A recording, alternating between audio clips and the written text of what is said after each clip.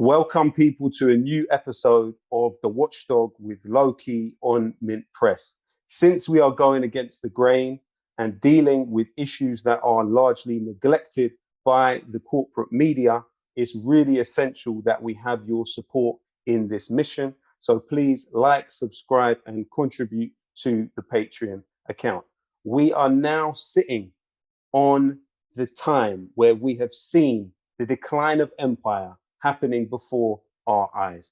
20 years of occupation, a war longer than World War I and World War II put together, around 250,000 people killed, and a bonanza of profit for military contractors. The Afghan war has ended in humiliation for the United States and NATO allies. And today, to discuss that, we are joined by the myth, the legend, Joe Glenton. How are you, Joe? I'm good. Thank you for having me on. It's good to see you. It's good to see your face. It's good to see you too. It's great to be joined by you, man. And I think that the majority of people that have heard of Joe Glenton will have heard of you through your refusal to continue serving in what you viewed to be an unjust war in Afghanistan, and that resulting in your imprisonment. What's the story? I suppose my story is fairly classic. I'll probably share it with a lot of the guys I went to Afghanistan with. Working class guy, from a very poor background, and the army is way out, and that's pretty much why I got there. I tend to think of it as a spectrum. There's the economic end in terms of drivers of recruitment, the economic end, I suppose, guys like me, and then there's the ideological end. And I was definitely towards the economic end. I think in this country, we have some quite highfalutin, and when you reflect on them, deeply quite shaky ideas about what the military is and what it does. We tend to view the military through the prism of the Second World War, the supposed good war, the fight against fascism. Now, I know, and you know, that the armies of today are nothing like that, but there's a touch of that, and it colours our view. So for everyone, I think, even if you're from the economic end of the spectrum for recruitment like me, there's going to be a touch of ideology, because the way we think about the military has been shaped by the state, shaped by politicians. And so a little bit of that, but mostly I was broke from working class community. The army advertises itself as a kind of engine for social mobility, and a way out. And if you're a young, listless working class person, that's very compelling. And it's kind of if you're a working class person, it's very, you kind of exist in close proximity to that as an option, as a way out of poverty. And so that was very much my motivation. Also, what's interesting in your book, Soldier Box, which I recommend to everyone, Why I Won't Return to War, you wrote it while on remand, as far as I understand. Now, there's 3 little periods where it seems you're drifting towards joining the army. You know, it seems that the relationship did start in the school period when you were part of the cadets, but each time you'd think about joining it, there'd be a reason not to, or just to hold back for a little bit longer. But the final pivotal point seemed to be September 11th. Definitely, that was definitely a big factor. And I remember I must have been 18 or 19. I was working with, I had a Saturday job to try and make some cash with a carpet fitter, very unglamorous. And I was fitting a carpet in a house in Norwich where I was living at the time, when the news of the 2 towers came over the radio. And I was with a man who'd served in the Falklands in the British Army. And he said the world has changed. And of course he was right, in many ways. But I suppose that moment and the kind of the impression of a collision of forces and somehow a call to arms, and the echoes of the way it was framed was almost an echo of the fight against fascism in the 40s. And we know better, obviously, but those are very powerful ideological forces. And that was definitely a factor, the idea of, I mean, in a way, if you take them out of context, though, the ideas are not wrong, that you would want to go and defend something that it was advertised as helping women, as going there to help Afghans. And they're not ignoble, but they are wrong. That isn't the business that the British military is in. But that kind of cocktail of ideological things and the background and the economic compulsion as well kind of coagulated and made me reconsider. I considered it several times growing up, as you say, but made me reconsider. And so it led me to join when I was 22. So a few years after that, it kind of cooked in my brain for a while. And I joined up when I was 22. Joe, that's a beautiful word that you have just used. Can you, what was it? Coagulated. Fantastic. I love it.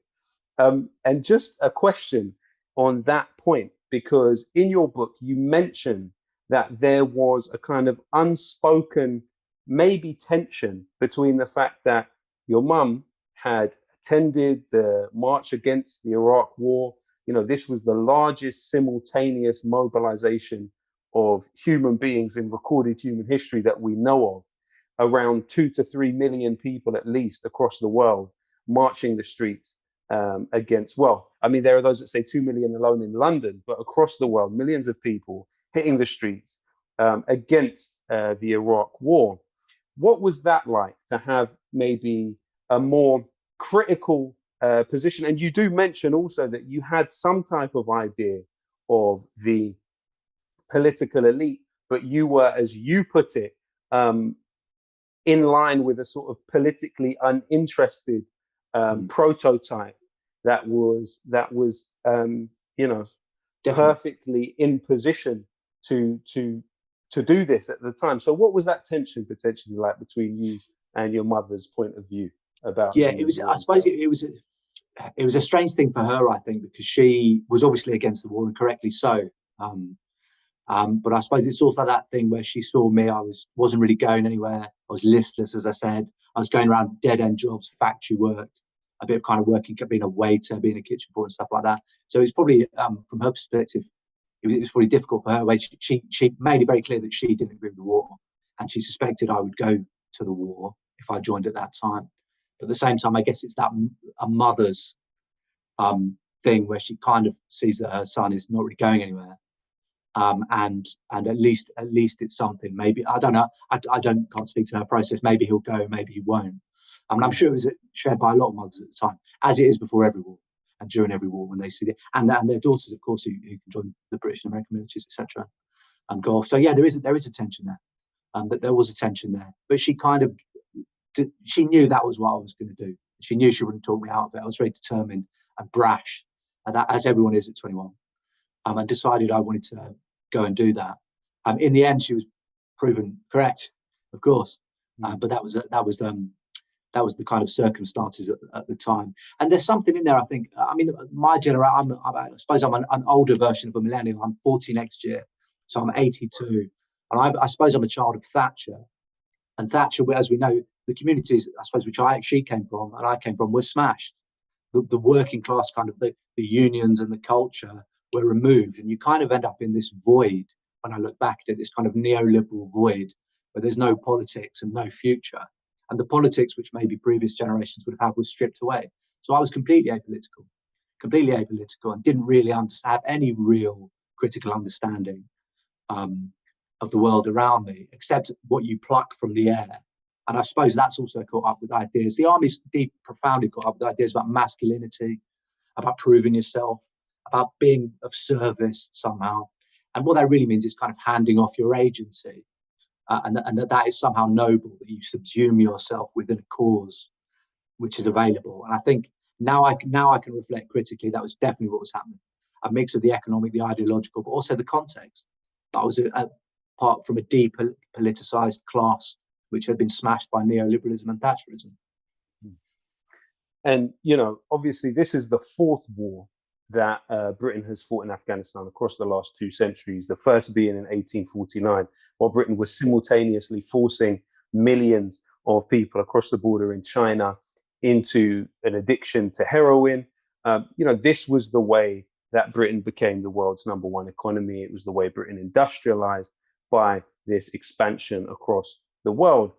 It ended in humiliation. The 1839, not 49. It ended in humiliation, despite having 10,000 troops, paying £600 a year to the chiefs to guarantee the British route from India into Afghanistan. Then, obviously, you had the shooting of Afghans from cannons, as was later done in India.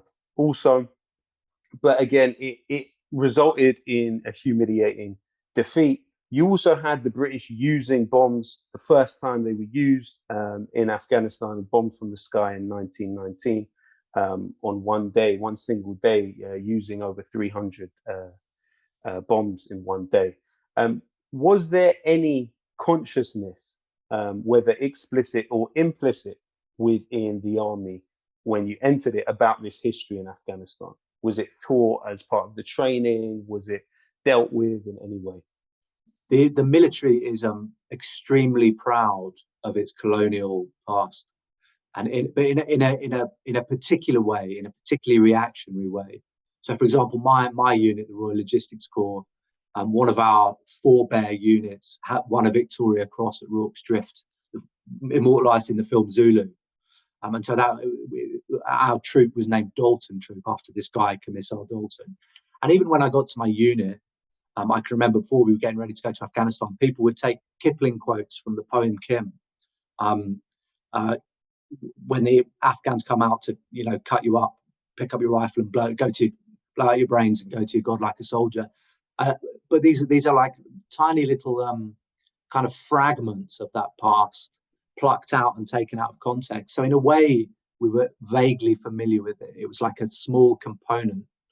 And I remember people taking those poems and they'd put it on the wall of the training wing where we did our preparation training, but completely out of context, and kind of glorified. And I suppose it's important to understand that in the British military, for example, we have every regiment has the regimental colours. It's a big flag, and it will be covered in the names of places, and some of those will be the Somme, or First World War battles. Others, which are more obscure, or were more obscure to me then, would be the Residency in Kabul, or just Kabul, or Delhi, or the names of obscure places in what's now India and Pakistan. And of course, this history is a kind of central part of our identity, but it's not really understood, I don't think. It's definitely glorified. And what's kind of brushed over, or even glorified itself, is the fact that it involves massive colonial violence, pillaging of cities during the Indian Mutiny, just huge militarized violence always against people of color. Whether it's Africans, whether it's Indians, whether it's Pakistanis or Afghans. So it's kind of there, but it's not really contextualized, if you understand what I mean. I mean, and also the important thing to emphasize is that even at this point in the late 1800s, in Bethnal Green, if you were a manual laborer, your life expectancy was 16 years old. We're not talking about a situation where people within the motherland were living high off of the benefits of British colonial spoils. There was an extent to which later on in the Attlee period, there were mechanisms that were created to make the disparity between the rich and the poor a bit smaller. But the reality is that it wasn't something that the vast majority of people were enjoying the spoils of. Another question that I had for you is, at that point then where you enter the army, can you describe to me the stratification within it and the balance of power really within the army as you saw it? Sure, yeah. It's a world which it's stratified in a way which is alien, but it's also not. And I've tried to come to ways to explain it because of the kind of rituals and the badges of rank. It can seem quite arcane, but you can imagine it as your average soldier who joins, who's a working class person, joins. They are the workforce. And then above them, you'll have people who've served 10 or 15 years, and they will be the senior management, the sergeants, the staff sergeants, the colour sergeants, the sergeant majors. And they're the kind of the petty bourgeoisie, if you like, the middle management. And then you'll have people who are normally university graduates, some of whom are from very privileged backgrounds, in particular regiments, the very posh regiments like the Guards, with the big busbies, the big bearskin hats you'll see in London. And they are the kind of figureheads, I suppose. The army, the military, is run by that middle strata, really. But the officers kind of, they sign everything off. But then beneath them is a workforce, is basically a workforce in all its diversity. But then obviously what's different is that it's a highly disciplined and regimented and hierarchical organization, much more than your average job, I suspect. That may be changing. We've seen how military patterns of functioning have crept into work, and they are fetishized and celebrated. And there's an impression, I think, in business that it should be more like the military and people should have less agency. But it is fundamentally different. So you can really understand it as a class system, as a very rigid class system. Because I understand people often ask me, what is an officer? Why does this person salute that person when that person's been in much longer than this person? And it's basically the people in charge are normally graduates and normally better off.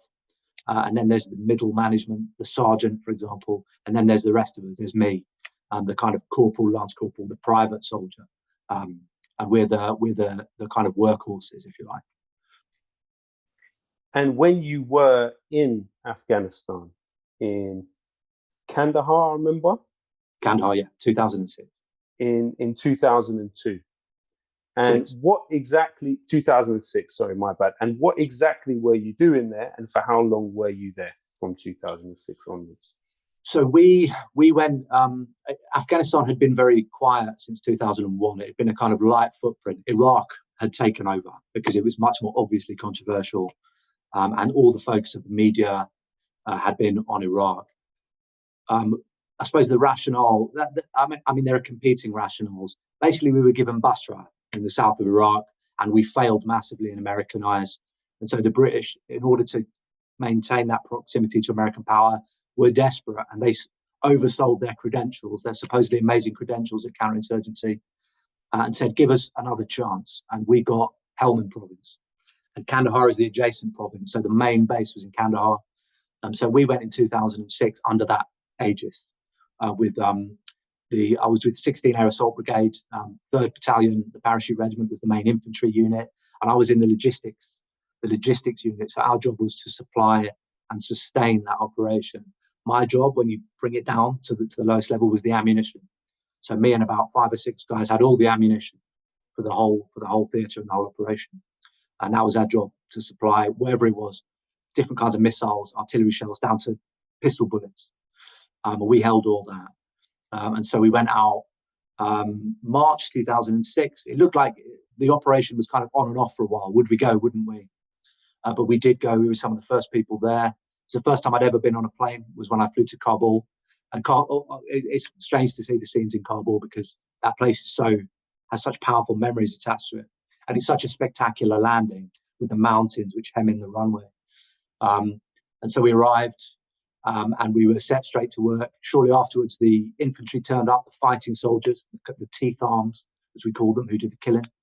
And almost immediately, the various justifications we'd been given, they were very nebulous, to help Afghan girls go to school, to stop the opium trade, to build infrastructure, fell away. And it very quickly became clear that our presence had become a lightning rod, where there hadn't been an insurgency in the sense that there was later. There suddenly was one. And everyone who didn't want us there, who we clearly weren't welcome, was very quickly in the media folded under the banner Taliban or anti-coalition militia. And so what was framed as a peacekeeping operation, in effect, among other things, very quickly became a shooting war, to the point where on this peacekeeping mission, we ran out of high artillery ammunition, and we were in charge of it. We saw this high artillery ammunition just go out. We were loading it onto planes faster than they could fly it into the theatre. And so that was the first maybe 3 months of the tour, which really, for me, brought into relief some of it raised questions about the narratives we've been given about why we were there. And then explain to us how you moved from that point to refusing to continue your service. Yeah, I think it kind of built up over the course of that tour. There was no kind of light bulb moment particularly, but we knew what was going on in theatre. We knew our presence had created an insurgency, had created a war. We knew that we were using a lot of air power, that we were bombing things, we were calling in airstrikes, etc. And I knew, it was very clear to me from the briefings we would get every day, that I was part of a chain of destruction and pain for Afghan people, the very people you understand that we'd been told we were there to protect and help. And so that led to a kind of internal conflict, I suppose. But when you're on operations, you have very little time. You're very busy. You've been trained and indoctrinated to be part of the team, so you just crack on. That's the term you use. You just crack on. And I did put questions aside, because that we say that's above your pay grade. It's above your pay grade to think that much, and just push through it. And acquitted myself fairly well. We were there for 7 months, all through the summer, incredibly hot summer, just moving ammunition around. And the deaths started to mount up on both sides over the course. And it was really when I came back that it started to crystallize, because then I had the time to think about it, and try and start to understand some of the context and history. I wouldn't really start to understand that fully until much later. So what crystallized was very much a kind of moral objection. It wasn't really political at the time. It was an instinctive kind of reflex that this is not what we were told we were going to be doing. I think we're being lied to, this kind of creeping sense of being deceived. And so, yeah, after I came back, and it's a strange thing, because I was a very committed soldier. I planned to stay for 22 years. And I was promoted from that tour, which they must have regretted afterwards. I was promoted. I was given these glowing reports. Glenton is an intellectual soldier. He leads his fellow soldiers. All this stuff from my major, 2 majors who were in charge of me. And then afterwards is when I really it started to, the sense of deception that I'd been deceived started to formulate more solidly in my head. And then what was the next step? So at that time, we were covered by something called Harmony Guidelines. And Harmony Guidelines mean that you can't deploy twice in 18 months. And I had this kind of moral objection, and I had planned to just see out within that 18 months, I could have seen out my time, signed off and left, basically, the military. And that's what I planned to do. And it probably would have never become anything more political than it was. And probably the army must regret that they pulled the rug and tried to redeploy me. At the same time, I'd started to develop post-traumatic stress from some incidents on operations. We were regularly mortared. There were the locals. Everyone's under the heading Taliban, so we'll go that Taliban if you like. We're firing rockets into camps. Some Americans were hit relatively close to me. And so the combination of those things, I suppose, they interplayed in a very interesting way. I was told I would redeploy, and at that moment I was forced to clarify immediately in my mind, and I said, no, I'm not, which is frowned upon in the military, as you can imagine, rigidly hierarchical organization. And I said, no, I'm not, and they said, yes, you are, and we kind of played this ping pong game. At the same time, my PTSD, which was diagnosed many years later, was ignored, as is often the case. Veterans will tell you that mental health stuff was always ignored or diagnosed down at the time. They insisted I would go, and in the end, I suppose it's a grand tradition. I voted with my feet, and I went AWOL, absent without leave, went on the run, and I ended up. I had my blood money from tour. You come back for a working class guy, relatively rich. I think I had about £8,000 because you don't pay tax on tour, and there's nowhere to spend your money. So I went on the run. Eventually ended up in Australia. I was on the run for 18 months. When I got back, I was top of the list, almost like an Osama bin Laden figure. They had a list of everybody who was AWOL. That was many people, and I was top of the list. Very proud moment for me. And I was away for 18 months. During that time, I started to read more history, and I started to read more politics, and I started to try and put it in context. And when I came back, my anti-war views, anti-imperialist views, I suppose, were much more solid. There was more of a kind of intellectual element to them. Handed myself in, was immediately charged with AWOL. That was later up to desertion, and I was put in for a court-martial, charged and put in for a court-martial, which is the military version of a criminal trial, I suppose. And at what point did you connect with Stop the War Coalition? So not long after I got back. And I suppose it's an interesting link because my mum, of course, had been at the Stop the War marches. And wise head that she is, she suggested that I should reach out to those people, get in touch with those people. We did. Lindsay, German, Chris Nynham, people who you know yourself. I started to speak, still serving in the military, started to speak on platforms, started to speak to the media. Charges for that, because speaking to the media is illegal if you're in the military, were added. various charges were added for going on the radio, talking to Sky News, talking to the BBC, or whatever. So these charges started to mount up, and the case, I suppose, started to build momentum. But I came back determined that I would, even if I went down, people would know what it was about, and I would try and inform people. Because over the 18 months, of course, the war in Afghanistan had disintegrated even more. Many more people had died. And I watched it from Australia. Australia obviously also had troops there, so it was regularly on the news. And kept up with it, and the war had just snowballed.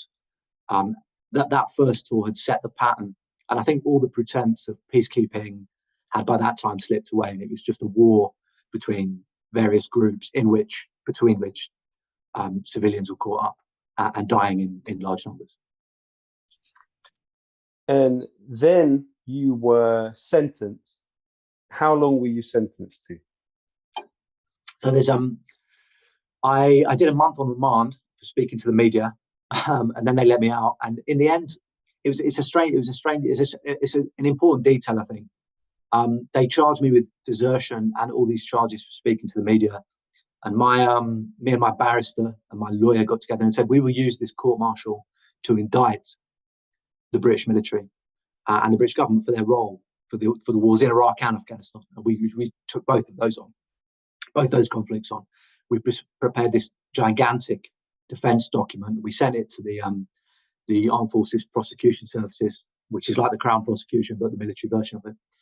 And they went quiet. And 2 weeks later, we rang them up and said, well, what do you think of that? And they said, OK, we're going to drop all the charges speaking to the media.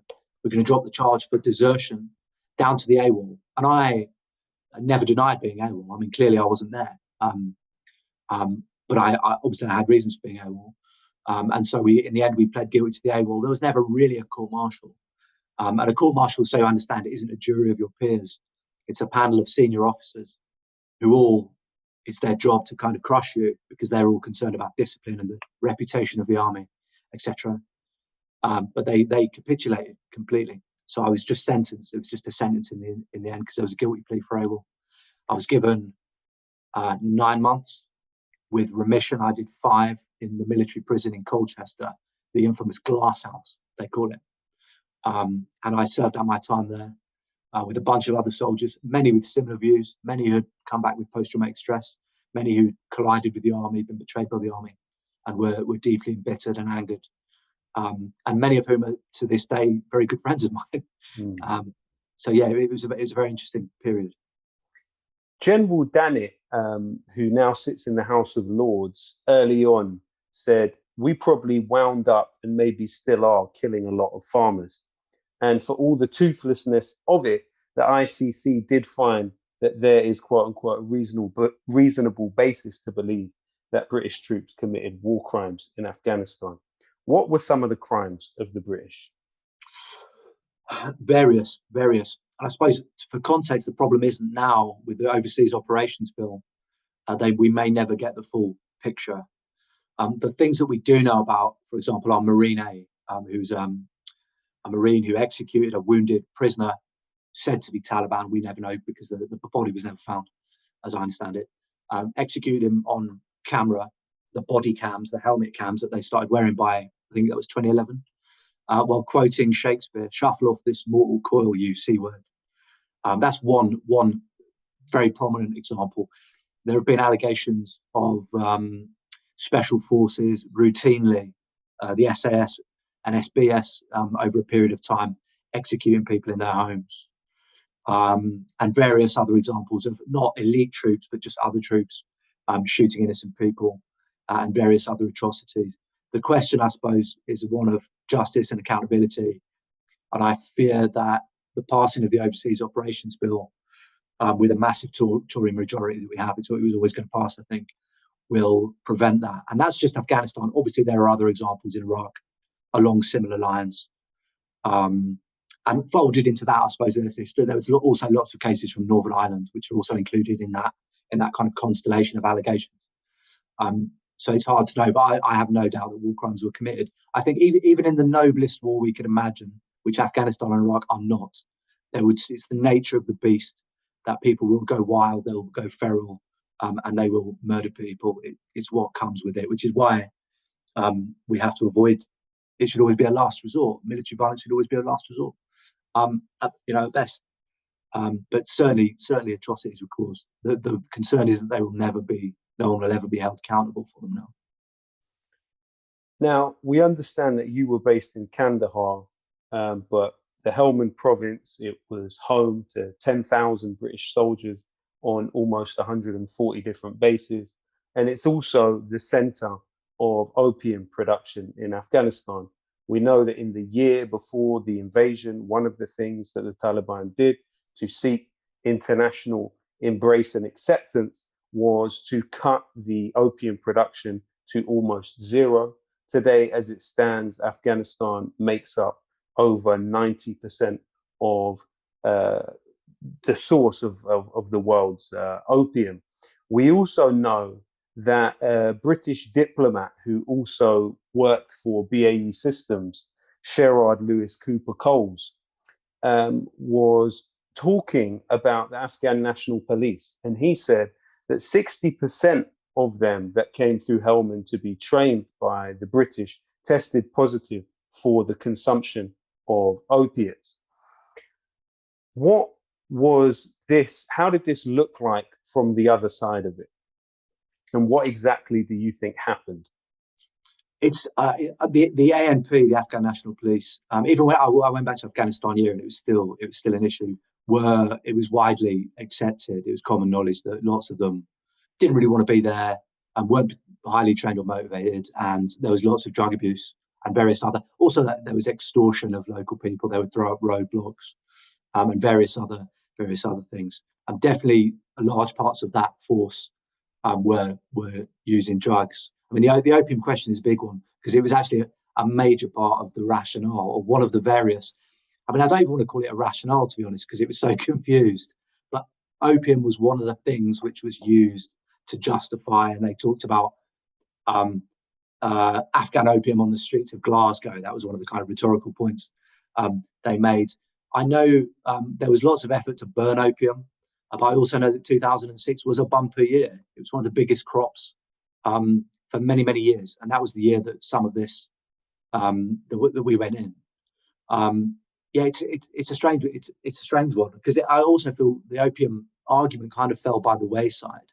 But I do know that when we went in there, because opium at the lower level, because opium is a growth crop, it grows well in Helmand. It's brilliantly, adapted to that climate. And there was an issue that when we went in there and started saying we're going to burn it, we're going to trample it, we're going to get rid of it, that was a bad idea because that stepped on lots of people's toes. And we're not just talking about, of course, there are the big opium producers, the people who are making lots of money about it, but also for your average farmer in Helmand province, and that's his livelihood. And it's just one example of many, I think, of a complete lack of understanding of the context of Helmand, of how it worked, how it functioned as a province, because opium, of course, was central to the local economy.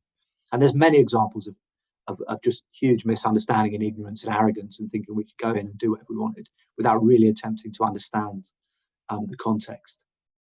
Well, of course, also Alfred McCoy looks at the way when the CIA were backing both local and foreign fighters to come into Afghanistan and fight the Russians.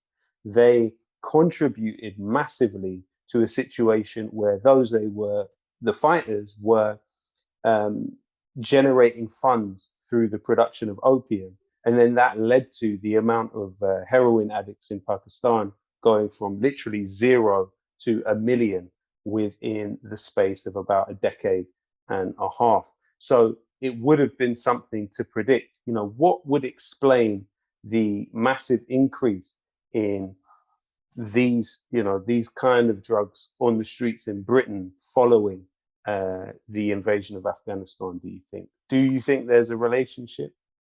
I don't know. It's hard to say. I mean, the obvious thing that leaps out at me, of course, is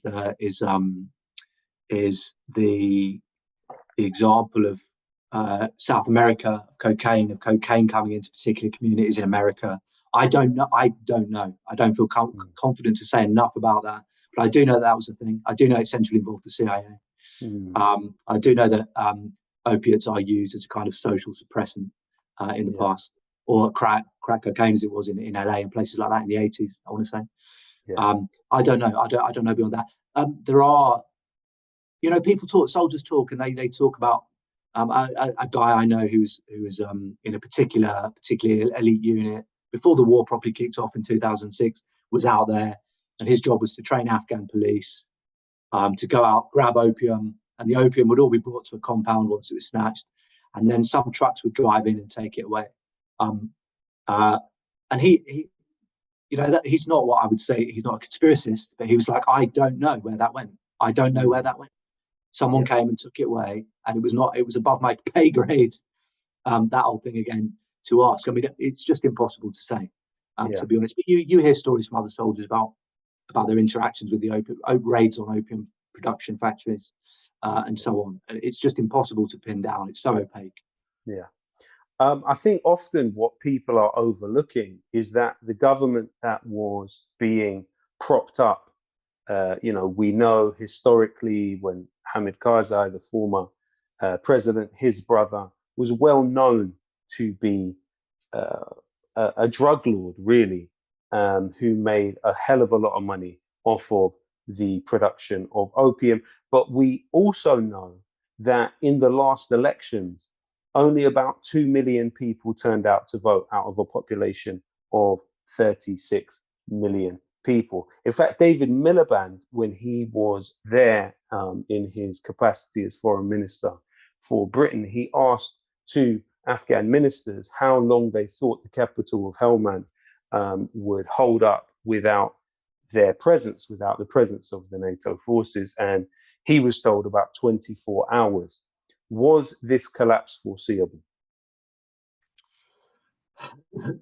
Yes, I think it was. I think if you have had an eye on Afghanistan and you've read beyond the headlines, and the headlines are generally, we'll probably get to that, but the media is a massive failure in coverage.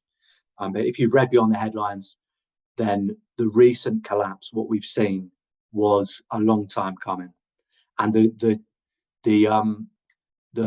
creakiness of the Afghan government was very apparent. When I was there last year, looking for the zero units who've reappeared in the last few days saying they'll never surrender. These CIA they're made up of Afghans, but they're CIA-run militias. It was very clear that the Afghan government's grip on power was not great. And this has probably been the case at least for a couple of years. I mean, there's articles from 2016 talking about it was a similar problem as in Iraq, which became apparent with when ISIS came storming down, that ghost soldiers, ghost battalions, soldiers on paper only, our whole armies on paper only. And it's still on the British Army website. I checked a couple of days ago. They say we trained 350,000 Afghan National Army soldiers. There are figures from 2016 which suggest that between 100,000 and 200,000 of those did not exist, and that their wages were being funneled to corrupt generals and corrupt officials. And so, someone was on the take, and those guys were probably at home on a small stipend or whatever, or just never existed, had deserted, had gone home, and who can blame them?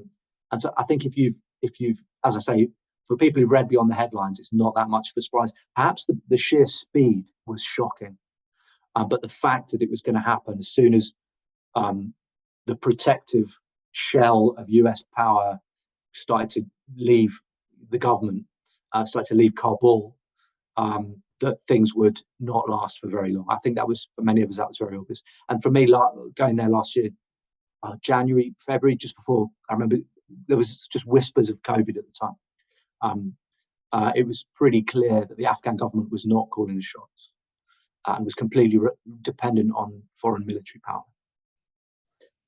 When you, Joe, see the type of reception you got on a program like Hard Talk, and it wasn't particularly adversarial, but there's a clear difference between the type of reception someone like Ben Wallace, when he takes an example out of the Matt Hancock handbook of crocodile tears and says he has a special appreciation for those left behind by the British Army because he's a soldier. Let's not forget that the Defence Minister, Ben Wallace, was overseas director of Kinetic. Kinetic made billions off of the war in Afghanistan, the occupation of Afghanistan, not just selling military hardware to the US government, to the British government, to the Dutch government, among others. Do we know if Ben Wallace had any shares in Kinetic or has any shares in Kinetic? Do we know if Ben Wallace personally benefited from the occupation of Afghanistan? What explains this pathological deference, really, that is paid by, really across the board, in a uniform way, in English language media towards men of the Ministry of Defence? It's bizarre, isn't it? How I think the military is a sacred cow, and I think some of it's it's a very English conceit, a British conceit, however you'd like to frame it. That we think of ourselves as a warrior nation, and we pride ourselves in our military. And again, as I was saying earlier, we see our military as a moral force because we see it through the prism of our one, arguably moral war, the only one, Second World War, colours everything, colours absolutely everything. And I suppose, I mean, they say there are two sacred cows, the royals and the military, which is why they love Harry so much, because he joins those worlds.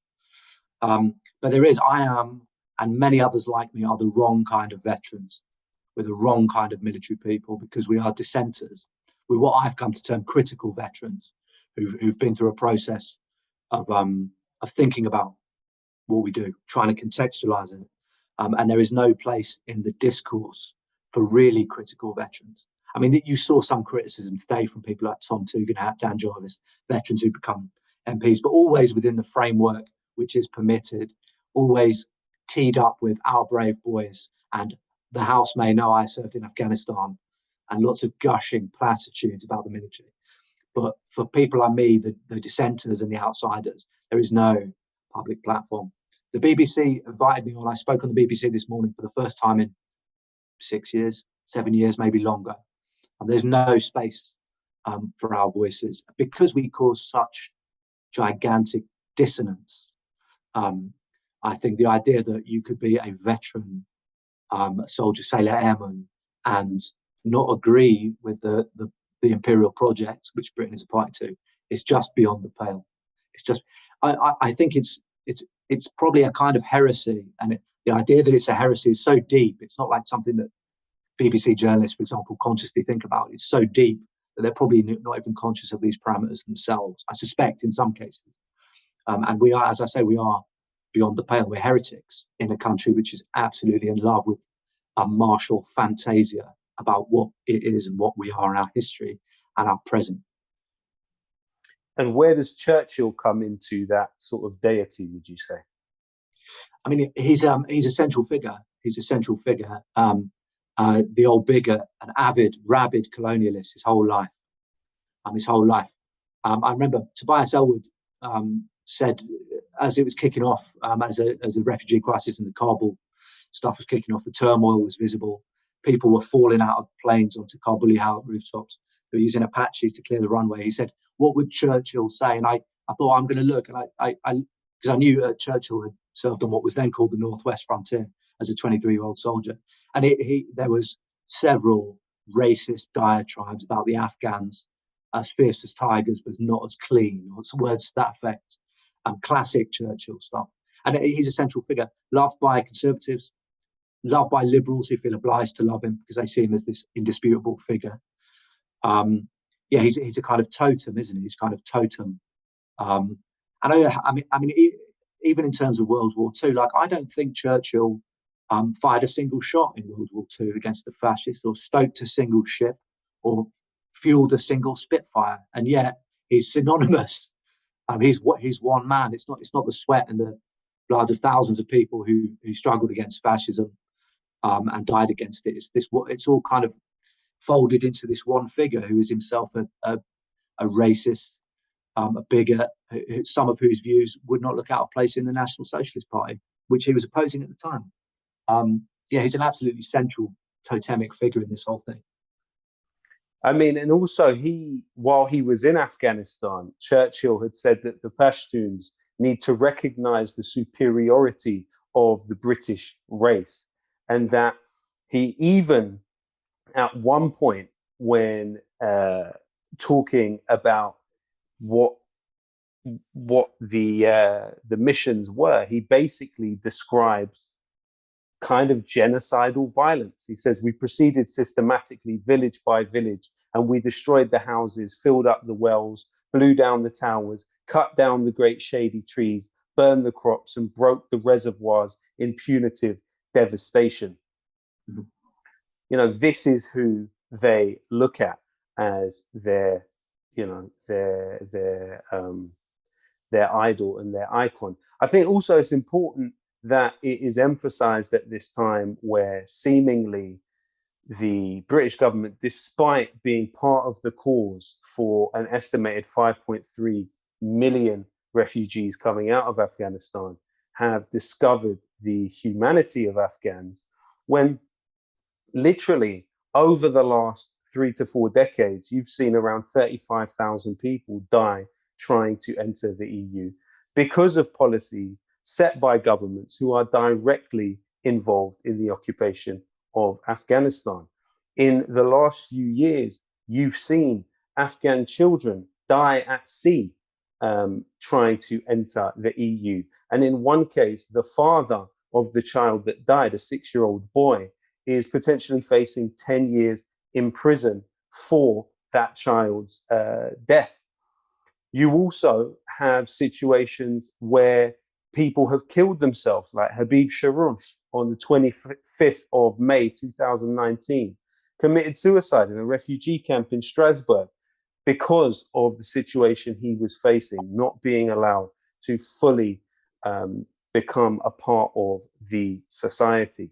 How hypocritical is it of those who seem to depict bombing people and invading people as helping them and providing them with safe passage to asylum as a completely disgusting thing? Let's talk about some of that hypocrisy. I see this stuff playing out. And I suppose there's all kinds of aspects to this, isn't there? I suppose the one which seems to me most insidious, which happened 20 years ago and is happening today, is the argument about women. That war and occupation is good for women. And that was particularly, I mean, a large part of the rhetoric for going into Afghanistan in the first place was that it would improve the conditions of women. And I even believed it at the time. It was one of the justifications. I suppose I internalized to some extent. Now, when I look at the effects of the occupation, and it's I think Action on Armed Violence, great little NGO, Ian Overton works there, got some figures I think a couple of years ago. 40% of the people killed in airstrikes, our airstrikes, were women. And it's just to be critical and rational for a moment. Obviously, we know that in any society, women face lots of problems in inequities and inequalities. The idea that if you were to then add to that the occupying soldier, the drone strike, the militia, the corrupt official, that those things would be improved, it's just bizarre to me. And yet still all day in Parliament, particularly like people on the right of the Labour Party, I think, really have internalized this idea, this liberal interventionist idea, that war somehow generally does now or has ever improved the condition of women. It's just bizarre to me. On top of that, I think the refugee, it's so important, the refugee question. 20,000, but only 5,000 in the first year. And what do the other 15,000 do? Even like 20,000 is not enough for a start. But let's say we accept that figure. What do the other 15,000 people who need to leave do until whatever date in the future they're allowed in? What about all the Afghans who are in Europe who are displaced by British bombs and British bullets? It's just bizarre to me that they still roll out these arguments. It's just I suppose it's the inhumanity of it. And when you look at this stuff long enough, I'm sure you can almost become numb to it. You can almost become numb to it because it is so bleak. But it's to listen to them go through the motions again today, people, the Stella Creases of the world, to go through this stuff again, it's just difficult to listen to be honest. Having been there as a soldier and as a civilian, and having seen how unlivable we've made that place for so many people, it's just beyond belief to me. Well, also when you think about Britain and the United States as having, their own homegrown quote unquote incel movement, you look at the fact that across the last 15 years or so, you've seen around 200,000 children in the United States marry legally, some as young as 10. Also, when you think about DynCorp, which was a military contractor owned by Veritas Capital, which is described by the New York Times as the second largest military contractor in Iraq and Afghanistan after Kellogg Brown and Root. This organization, DynCorp, had been found in the 90s to have 14 employees in Bosnia selling minors as sex slaves among each other. And the two people that reported it within the organization, DynCorp, were actually fired on the spot. And the people that it was alleged were doing this faced no form of punishment because of the immunity that they enjoyed under Bosnian law.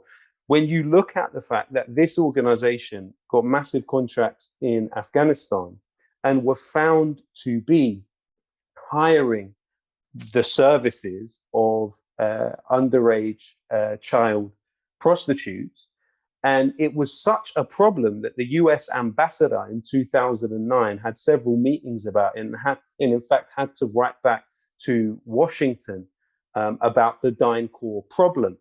The hypocrisy of this situation is massive. And also the idea that these mythologies still endure and still outlive the very wars that they were created to push is something that we really have to be clear about and have to work hard on a daily basis to discredit these mythologies within British society. When you look at the fact that 0.18% of British society are refugees, you compare that to places like Turkey, places like Pakistan, places like Iran, places like Jordan, the neighboring countries of where these wars have happened, far more people have had to go there to find safe haven. But you compare the fact that if you are a refugee in this country and you do have recourse to public funds, which many do not, it's £37.50 a week. Now, we have to ask ourselves, Rupert Murdoch was found for 11 years to pay almost no corporation tax in this country, despite the fact that he was in control of a massive proportion of the media. And he still, to this day, keeps a lot of his earnings in a very complicated network of tax havens around the world. Who is the bigger enemy of the population in this country?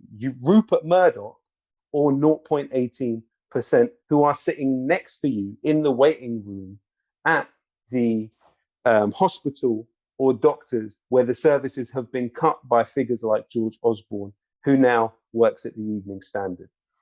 How can we fight back against this vertical solidarity and horizontal hatred which is cultivated on a daily basis, Joe?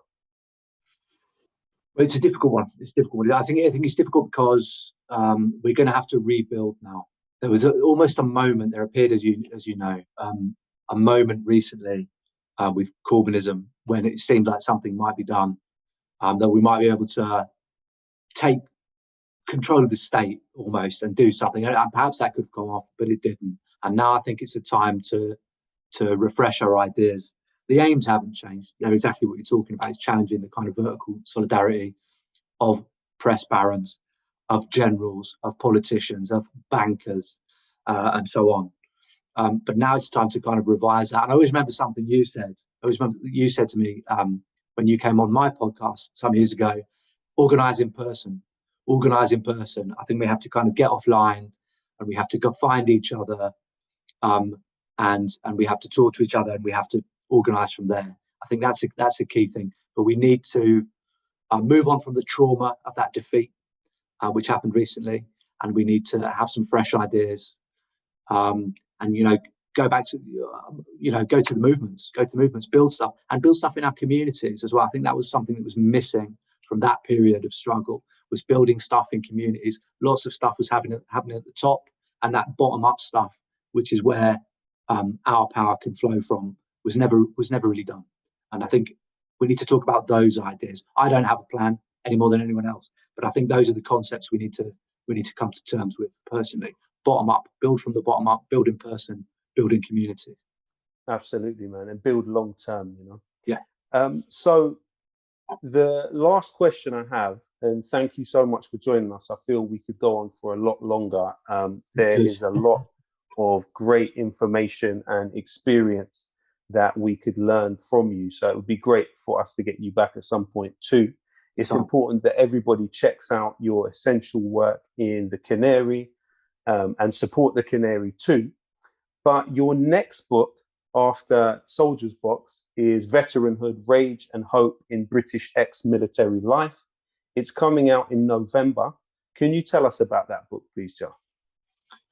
I am trying to add something new, something radical, and something humanist to analyze veterans' lives and veterans' culture in a radical and humanist way, to get past some of the, I suppose, the cliches, the assumptions around veterans. And I look at various things in the book. I look at resistance by veterans and military people, and we have a long tradition of it in this country, all the way back, far past living memory, of all veterans coming back from war, angry, organising for a better world. It's a very proud tradition, but it's often obscured. So part of it's about that.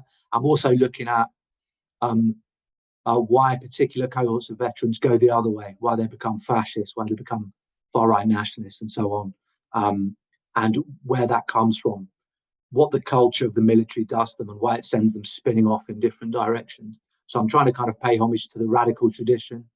I'm trying to explain why we see veterans on far-right protests, why we see veterans defending statues, and why we see veterans doing things which are associated with far-right politics.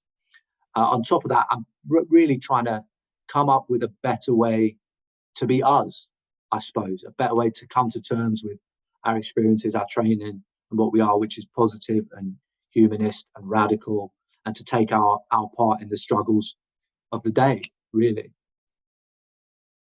Fantastic. Joe, thank you so much for joining us from the fantastic legacy of anti-war heroes in World War I that refused to kill, from the soldiers that mutinied. We forget that often it was the mutinies that ended World War I in the end, to the heroes of Greenham Common and other struggles. You and I aspire to also be at your side as one of those who have continued that proud legacy of anti-war tradition within this country. Thank you for joining us, Joe. Hope to see you again soon.